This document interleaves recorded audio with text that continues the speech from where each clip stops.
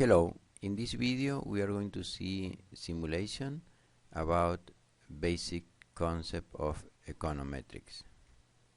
In future videos we are going to see that in the medium run we will target inflation and we will target real GDP per capita.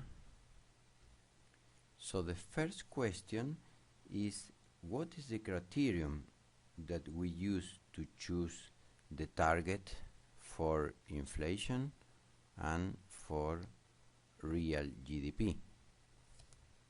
Well, before we see that, we have to understand the Philip curve. So in future videos we are going to see the Philip curve as inflation as a function of unemployment, which is inversely related, and inflation as a function of GDP, which is a direct relationship. So let's very briefly talk about inflation as a function of GDP, which is the one possible formulation of the Philip curve. So for a particular country, let's say United States, if the government has a democratic tendency, they want to choose GDP high or unemployment low, paying the price of having a high or relatively high inflation, which would be this point. Republicans are more concerned about inflation, so they want to keep the inflation lower, and in order to get that we have to pay the price of lower GDP, which means to increase unemployment. So we have the option to target higher inflation but higher GDP, or lower inflation but lower GDP. So during many years Democrat government tried to keep the economy about here, where Republican tried to get the economy moving in that direction. But from time to time there is a big crisis. Let's say the price of the oil, of the petrol, increases dramatically, and we are going to increase mu in the model that we are going to use for the medium run. So the aggregate supply curve, that for the model that we use for the middle run, is a straight line with one intercept and one slope, is going to shift when we increase mu, reflecting a shock in oil price. So when the oil price increases, let's say from this value to this value higher, then we see that both intercept and slope are going to increase. So we will see that the supply curve move from here to here. But also we will see in the Philip curve that there will be a shift from this line here to this line here, which means that at the same level of inflation, let's say 3%, before we have this real GDP, and now we have less level of real GDP. Or if we consider this point right here with this level of GDP and this level of inflation, now we have the same level of GDP but with higher inflation. So when the oil price increases dramatically, then the economy worsens, and then there is this shift from here to here. In the Philip curve, inflation as a function of real GDP. In the Philip curve, inflation as a function of unemployment, we pass from this Philip curve here, we pass to this higher Philip curve here, which means that if we consider this point, we get the same level of unemployment, but here with higher inflation, or the same level of inflation, but here with more unemployment, or a combination of both. From this point to this point, we pass from this level of unemployment and inflation to this point with higher unemployment and with higher inflation. So this is the consequence in the model of an shock, an increase in oil price.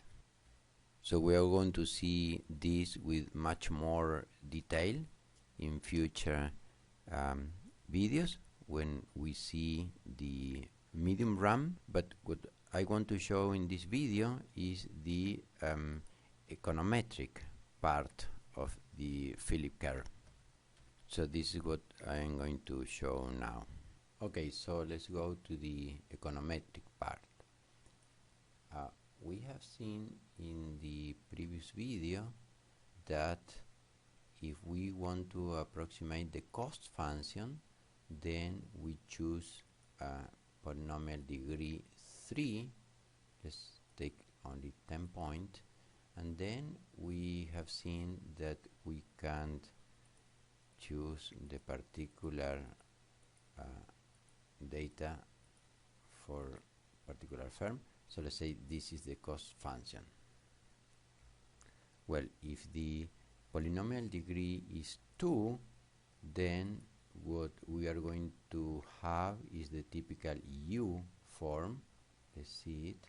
So if I have many points like this, then could be something like that. Okay, so this is the best curve with a U form, with a polynomial degree 2, that approximate these points. Okay, so but if we want to approximate the Philip curve, that could be inflation as a function of unemployment, or inflation as a function of real GDP, then we want to have a straight line, so the polynomial degree has to be 1. Okay, so let's start from the clean window, and let's assume that the quantity of data are 20, could be many, much more than 20. So let's say that the data that we have is something like that. So this would be the case of, let's say, a Republican policy, low inflation. Well, actually it should be something like that. Okay, low inflation, low real GDP, and this higher point with higher inflation and higher real GDP for a more democratic policy. So let's complete the 20 points. So we have something like this. Okay, so the line that is going to fit this point doesn't have to be exactly this cyan line. The algorithm will find the best. So it's this magenta line. So how this magenta line is found? Well, if we see the deviation with respect to the data, then we can see that the deviation from the line that was found for this point is this. For this point is very small. for this point is this, for this point is big. So if we take this magnitude and we take the square of this magnitude to eliminate the fact that some are positive and some are negative, so square, everybody will be positive. So if we take all of this magnitude square and then we sum them up, then we get the minimum square or the least square for this magenta line, which is the line that best approximates this point according to this criteria. So if we take the distances to the line, and let's say that we want to take this line here, then we can see that the vertical distance from this point to this line is much bigger.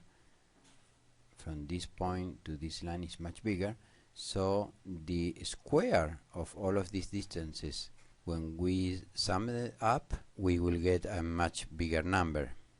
So we want to find a line in which the sum of all of these distances square is minimum. So every possible line has one intercept and one slope. So the sum of these square distances are a function of two variables, the intercept and the slope. So it is a function similar to this one, although this is related to this graph, but the idea is that here you have in one axis the intercept and in another axis the slope, and then the function it is like this with this shape kind of. So when you evaluate this error function for, let's say, this line here, then the sum of all of the distances with respect to every point square is a bigger number, so you are going to be, let's say, about here, so you will get a long error, a big error, okay? And then for this cyan line, which is kind of close to the optimum one, is going to be very close to this minimum point here. It's going to be, let's say, somewhere here. And then when you take the optimum line, the magenta line, then you will have one optimum intercept, which is here, and an optimum slope. And then from this is the point, let's say, intercept and slope, and for this intercept and this slope you will get the minimum error. So this is basically what the least square or minimum square method does. So how can we know how good is this estimation? Well, this is going to be related to the magnitude of these deviations. So if you take this error function that depend on the intercept and the slope, and you take the partial derivative, which intuitively what you do to take the partial derivative is to take only a cut of this surface, let's say like a wall here, and then you consider only the curve that cut this wall, the surface intersection with the wall. Then we can see that the partial derivative of the error with respect to the intercept b is this. So we can see that it has this U shape, and then if we take the derivative of the error function with respect to the slope, we call m, then we can see that for the magenta optimum line, the intercept is less than 1, which is this value 0.3. This 0.3 is this intercept here, and the slope is 1.30, almost 1.34, and then this error 2.5, which is exactly that this point 2.5, is the distance from 0 to the minimum of this function, and it tells you the minimum sum of all of square of these segments. So if we take now another case, let's say where we try to put the point very very close to one line, let's say this dotted line, then now we will see that here the mistake was 2.5, and now the error is going to be much lower than that 2.5. and then let's do one kind of big so we see. So we will see that except this one, all of the other points are going to be very well approximated. In this case we have a 20 point. Okay, so we will see that the error is very small in this case. Okay, perfect. So we can see that if we see the deviation with respect to the data, then we can see that except these two, all of the other are quite on the line. So in this case we will see that the error is going to be lower than 2.5. Let's see it. Well, here we can see that the optimum line is less, the intercept is less than 0.5, and the value of the slope is almost 1, so that's why we see kind of 45 degree. But now the error is very small, is less than 0.5 compared to 2.5 that we found before. Finally, how you find this line? Well, if the quantity of the quantity of data is kind of small, you can do it directly using linear regression. You can see there's a lot of video about that.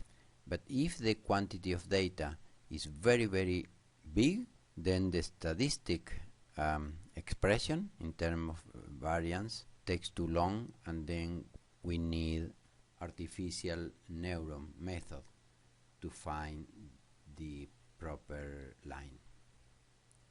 If you want to know a little bit more about the statistic that you use in the least square method and the concept of variance, covariance and correlation, I will leave you a link of the first video of the playlist where I use this concept, variance, correlation, etc., to show the portfolio. It is in Spanish. I'm going to do an English version as soon as I can, but it is very graphic, the explanation, so I think that it's going to be understandable, I hope. Okay, I will stop here. Thanks for watching and see you in the next video.